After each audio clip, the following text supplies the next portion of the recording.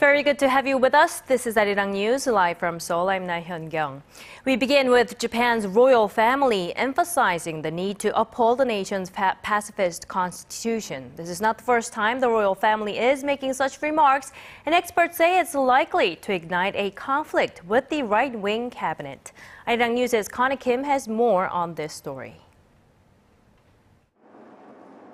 Japan's royal family is ramping up pressure on the administration of Prime Minister Shinzo Abe to uphold the country's pacifist constitution as Abe prepares to release a statement in August marking the 70th anniversary of Japan's surrender in World War II.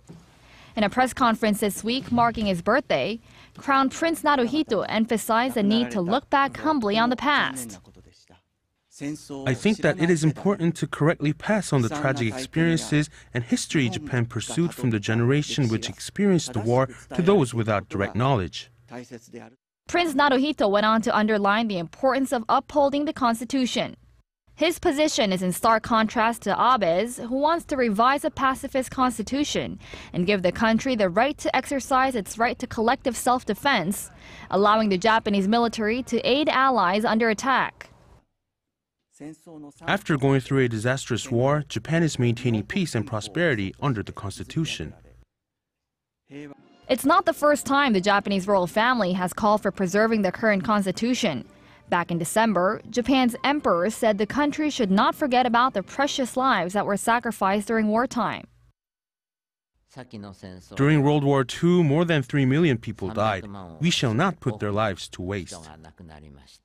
Analysts say, however, that a conflict is likely as a right-wing cabinet, which decided last July to change the interpretation of the constitution, is unlikely to budge on the issue. The Japanese government plans to finalize items on the agenda for the constitutional revision no later than this fall. Connie Kim, Arirang News. And the majority of the Japanese public's thoughts are with the royal family. A recent poll shows that they think their government should show remorse for Japan's wartime atrocities in a statement to be released by the Abe cabinet this summer. The statement will mark the 70th anniversary of Japan's surrender in World War II. A survey conducted by the Sankei Shimbun and Fuji News Network this past weekend shows that more than 51% of the respondents agree Prime Minister Shinzo Abe's statement should retain keywords of remorse and apology over Japan's wartime role. Polls recently conducted by other Japanese media outlets have shown similar results. Now, Abe's speech at the U.S. Congress has yet to be approved. U.S. State Department spokesperson Jen Psaki said Monday local time that although Washington welcomes Abe's visit, Congress and the administration will need to discuss Abe's wish to speak before Congress. Korean organizations in the U.S. have already started protesting Abe's possible speech. They say someone who denies his country's wartime wrongdoing, such as the sexual enslavement of Korean women, should not be given such an opportunity. If Abe does get to speak, he would be the first Japanese prime minister to speak before Congress in more than 5 decades. There's resistance from China and Russia when it comes to installing Washington's long-range radar missile defense system in South Korea, but apparently there are now new plans to make the range shorter so that it can scan missiles coming from North Korea only. For more, here's Arirang News' Connie Lee. The U.S. is apparently looking into making some changes to its controversial missile shield, which could be placed in Korea. The missile shield, known as THAAD, which is short for Terminal High Altitude Area Defense, is an anti-ballistic missile system designed to shoot down missiles in their terminal phase. The U.S. did say it is considering placing the system in Korea, although both Korea and China have expressed reluctance, saying it could threaten regional peace. The THAAD system was said to be equipped with radar with a range of between 1,800 and 2,000 kilometers, making it capable of monitoring and intercepting ballistic missiles from China. However, a Korean government source said Monday that the U.S. is considering a shorter-range option for Korea called Phased Array Radar, which comes with a range of about 600 kilometers. The source adds that the shorter-range radar can only reach North Korea, so it will be harder for China to continue to oppose the installation of the defense system to South Korea. Washington's plans for the THAAD system in South Korea are said to be aimed at countering military advances not only from China, but also from Iran and North Korea. Connie Lee, Arirang News.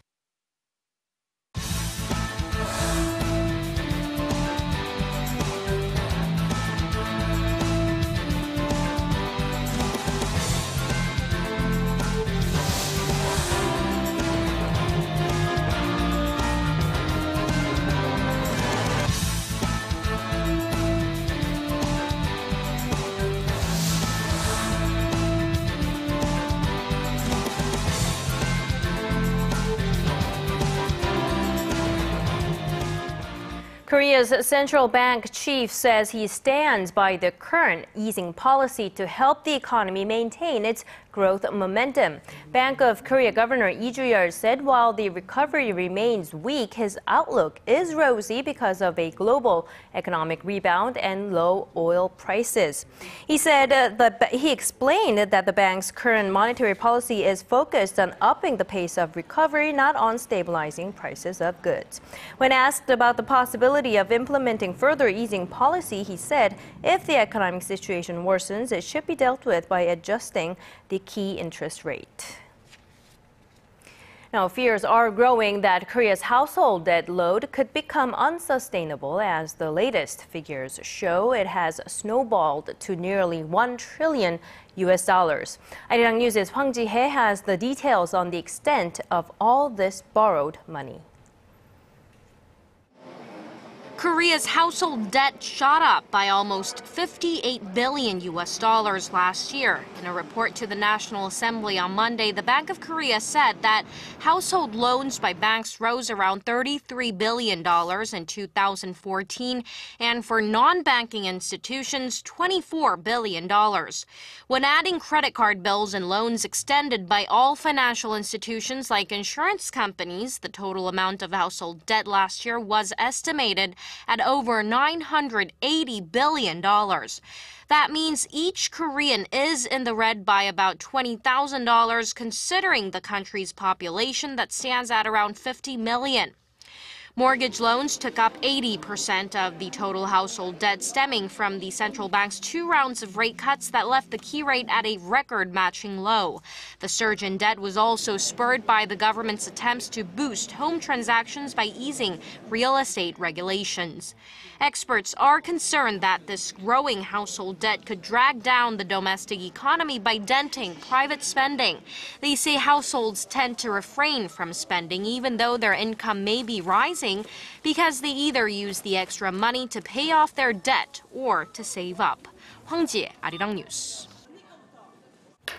Competition in the job market is growing fierce in Korea, especially for those fresh out of college. Now, a university degree alone is often not enough, so many tend to spend more time adding extra academic qualifications after graduation. Here's Arirang News' Kwon So-ah with more. It's graduation season in Korea. As a country where around 2/3 of people have a university degree, it's no wonder that it's tough for these fresh-faced graduates to land their dream job. It has become more difficult to find a job in your field of interest. It's hard. I'm interested in opening a startup, but I'm afraid as it isn't easy. But then again, it's also hard to apply for a job. Despite the rosy outlook on the gradual rise in the number of people in work, it's a different story for young people looking to get their foot in the door at a good company. Due to a limited number of quality jobs, people work part-time jobs until they find a high-quality workplace, or they just continue to search for jobs.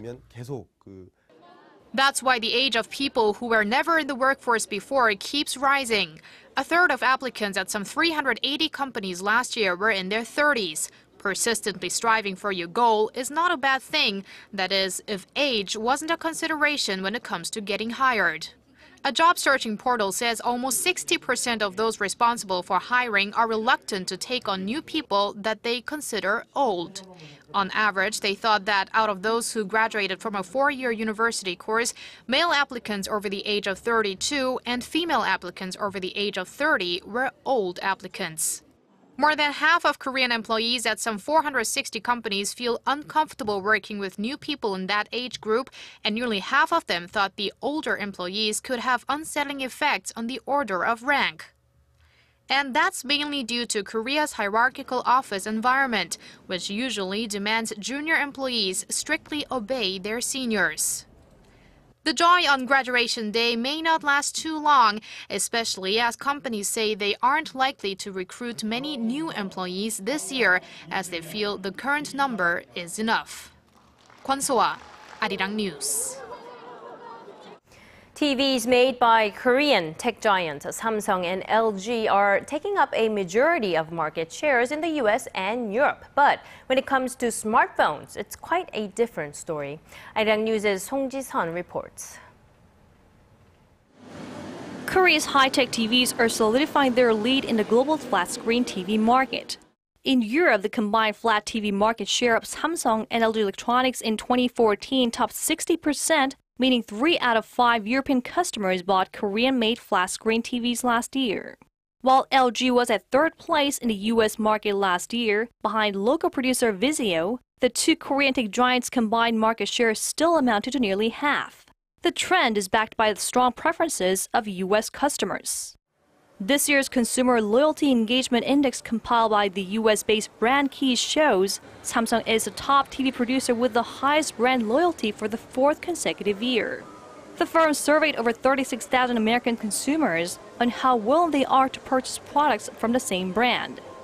The Korean tech giants may be doing well in the flat TV market, but they're struggling to regain their grip on the smartphone segment. In the same poll, Apple kept its lead in the smartphone and laptop categories for the 2nd year in a row, a title once claimed by Samsung back in 2013. Strategy analysts' 4th quarter figures show that Apple accounted for some 49% of global smartphone sales, with its large-screen iPhone 6 models dominating the premium smartphone sector, while Samsung slumped to just 17%. Song Ji-sun, Arirang News. Well, Apple's stock has set yet another closing record at $133 a share, giving the iPhone maker the highest ever market capitalization of any company.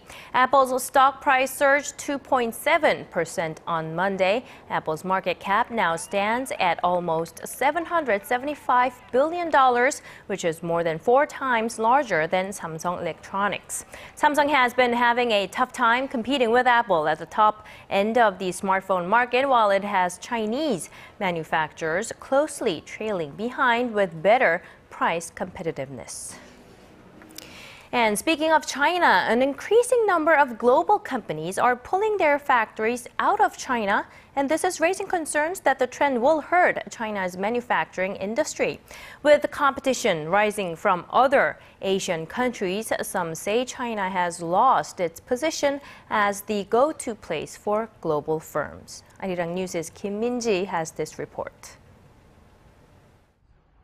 Japanese watchmaker Citizen recently shut down its factory in Guangzhou. More than 1,000 employees are up in arms after the sudden layoff, but the company says it's part of its restructuring plans. Citizen isn't the only one. U.S. software giant Microsoft has also shut down its Nokia factory in Guangzhou and plans to open a new factory in Vietnam.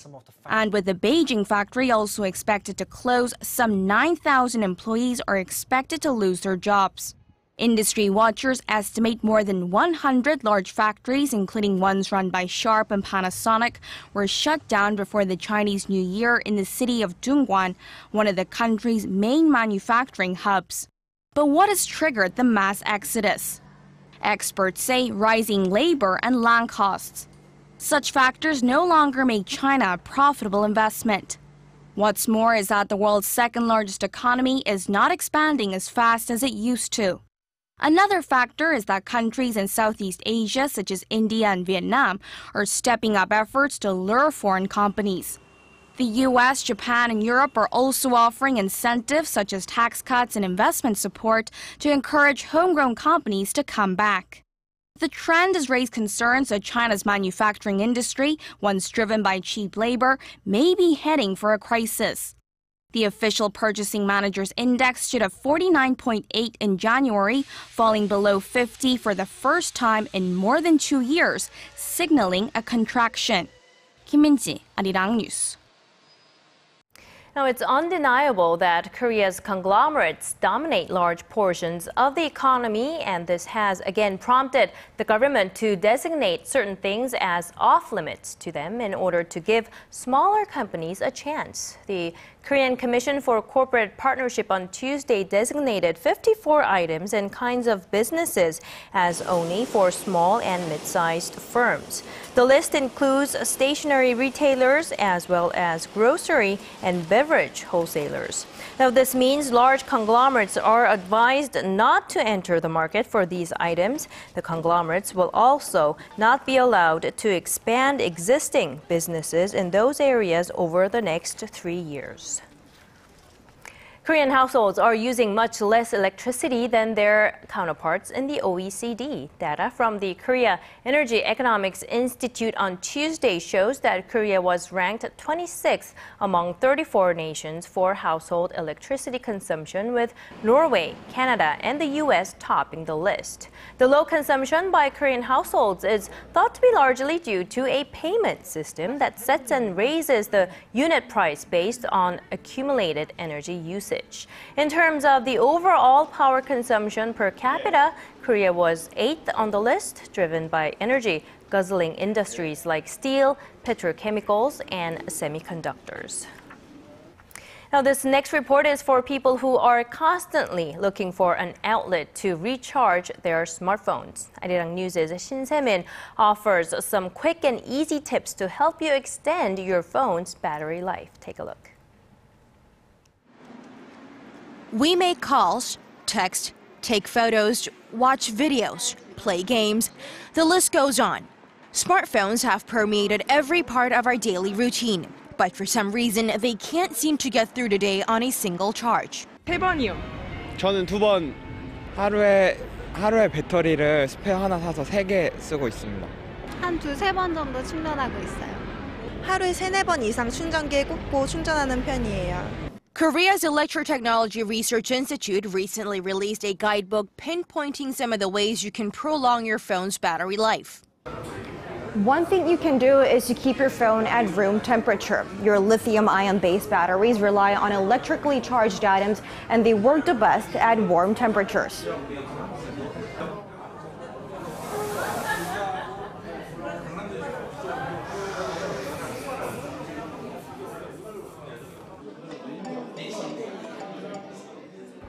So if you're out as the temperature drops, it is likely that your smartphone battery will drain more quickly.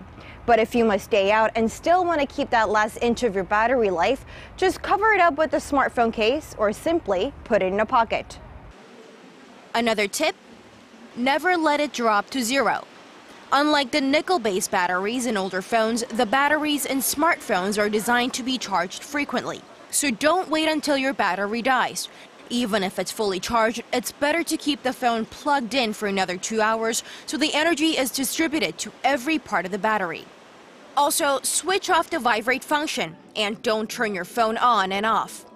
Dim the screen and disable the Wi-Fi and Bluetooth functions whenever possible. Kill applications if you're not using them and cut back on unnecessary push notifications. Another Facebook update can wait. And you can always track your battery use through apps that'll help show you how to save energy and stay charged. Shin Se-min, Arirang News. Bringing you the fresh updates from stories breaking in Korea and abroad. We give you a bigger and better picture of the world. Join Laah Hyun-kyung live from Seoul. Every weekday, only on Arirang.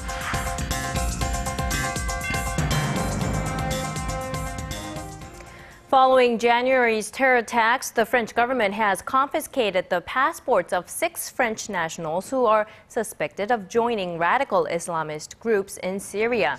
That's according to the French Interior Minister, who said they were stopped when it was determined that the trip was imminent. He also said the government was processing 40 more travel bans, which would be good for 6 months or more. Now, this seizure is the first adoption of an anti-terrorism measure passed in November targeting suspected jihadists. Similar measures are in place in the UK and Germany. Australia's Prime Minister Tony Abbott on Monday also announced tough new anti-terror measures that would allow for revoking citizenship for dual nationals found to be involved in terrorist acts.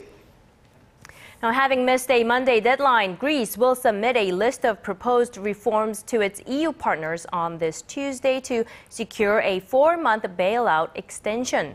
After a lengthy back and forth, Athens had agreed to the extension with lenders last week. The new proposals will focus on curbing tax evasion, tackling corruption, and extending help to Greeks stuck in a, quote, humanitarian crisis deepened by years of austerity.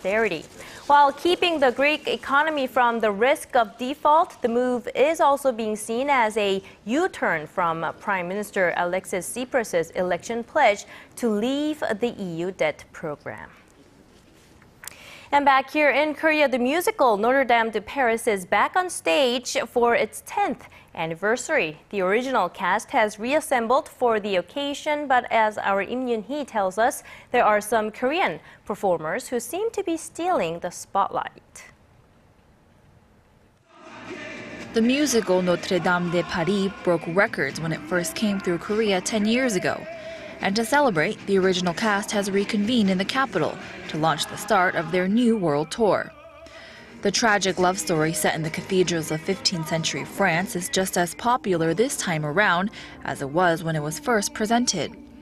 The beautiful songs, combined with the intricate non-stop choreography, have proven to be an appealing and successful combination here in Korea. But there are a few dancers who truly shine in the spotlight, and that's the 8 Korean dancers and performers selected to perform alongside the original team, a world-class performing troupe. There is no room for a break, and we dance until the end in the cathedral where the final act takes place. But it's really demanding. It's very draining to perform. Demanding as it is, each member of the team pours all of their efforts into it, no matter what obstacles may lie in their way. While I was ringing the bell, I slipped and pulled a muscle in my thigh. Afterward, I was afraid they would say Korean acrobats were weak, so I kept pushing forward and didn't show any signs of stopping. From modern dance to ballet and even aerial choreography, the musical cast only the best of the best, and these 8 have proven that they belong on this team. European dancers are taller, but I realized I make larger gestures and I'm louder. I was in charge of the biggest bell, and the original team complimented my work, making me proud. The musical is set to be presented in Korea through the end of this week, with these dancers and acrobats shining through each and every performance. Im Yoon-hee, Arirang News.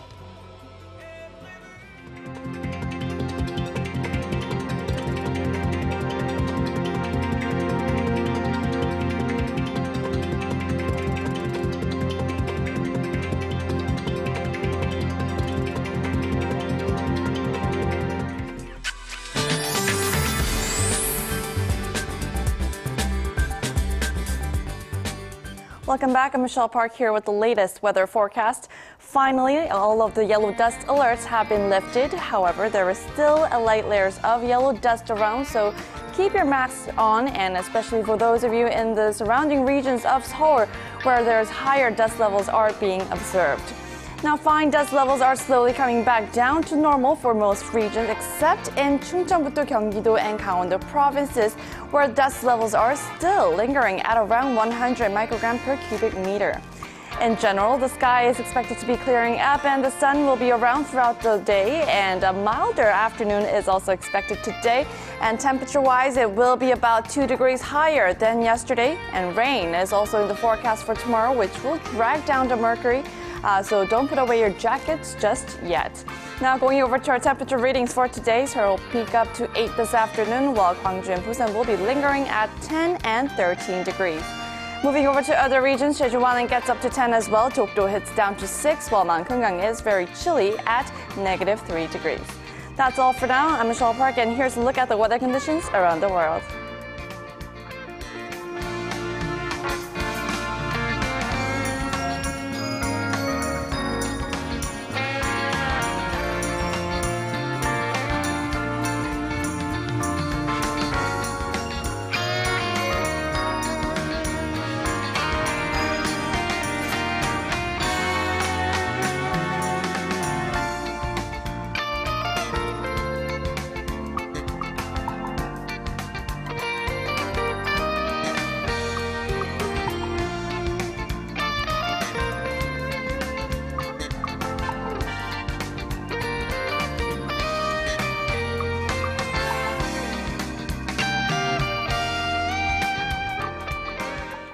And that's a wrap from us at this hour. I'm Laah Hyun-kyung. More updates coming up at 6 p.m. Korea time.